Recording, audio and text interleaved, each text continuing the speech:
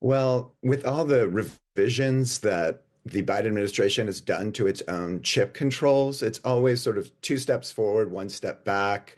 They tighten up some of the restrictions, but they also leave some loopholes. In this case, they tightened up the restrictions on high bandwidth memory, which is critical for AI processing.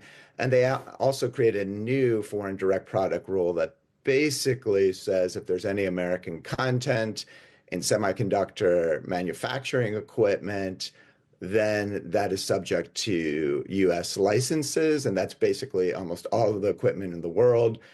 That sounds very dramatic, but they had all sorts of carve-outs. They designated that for only certain companies, fell into that control, and they also, to take care of U.S. allies, allowed exemptions for any equipment coming out of the Netherlands or out of Japan, which are the other two big producers of such equipment. Professor, the narrative is that the US has been pulling up the drawbridge and keeping all the advanced chips in one fort, and China, as a result, has slightly less advanced technology. But there have been advances, and we've seen it in the smartphone market of late, and just what China's ability is to come up with its own chips. There are huge technological changes now happening thanks to AI, and you've got a motivated state wanting to not be left behind in this phase. What is the catch-up ability for China to make its own equipment and come up with its own high-end chips? Well, on the chip design side, China's already very sophisticated. This wasn't really the problem for them. And that's sort of what motivated American controls to focus on the chip manufacturing side, because in that area, China's very, very reliant on imports of equipment. And that equipment is very technologically intensive. There are huge barriers to entry. Other very technologically sophisticated semiconductor powerhouses like Taiwan and Korea have tried to get into the chip making equipment industry. And Taiwan basically doesn't have such an industry, and Korea's is still very small. So the barriers to replicate all the equipment that China needs are very, very high, and you could expect it would, be more in terms of decades rather than years for them to replace the external equipment. Douglas, and that's fascinating.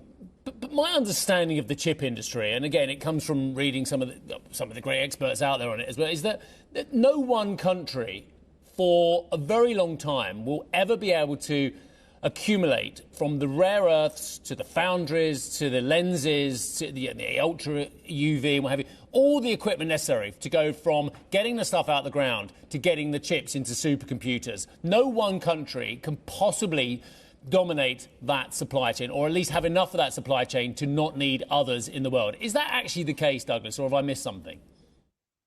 No, that's a very accurate description. I mean, even the U.S. or Taiwan or these other large players in this industry, they're very dependent on the other major providers of technology and materials that you mentioned.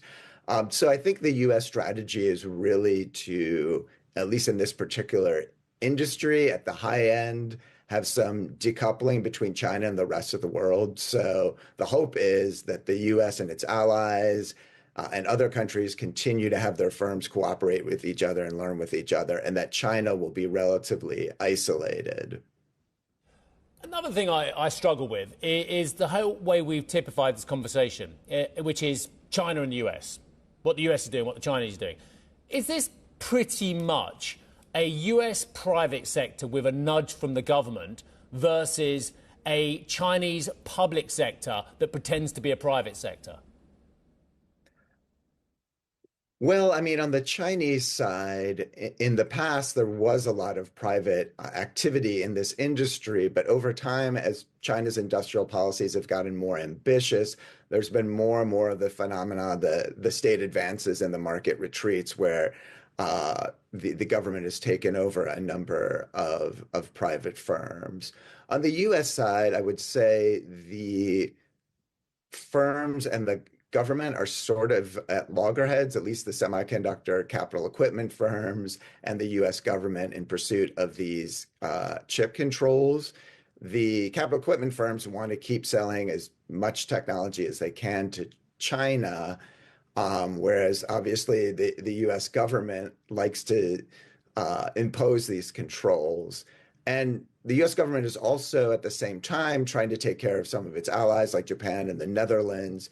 But in the very act of giving those countries exemptions to some of the U.S. controls, it opens up for more industry lobbying, and U.S. industry goes to the government and says, look, why can Tokyo Electron be exempt while we, still have to apply for these licenses for various products? This isn't a level playing field.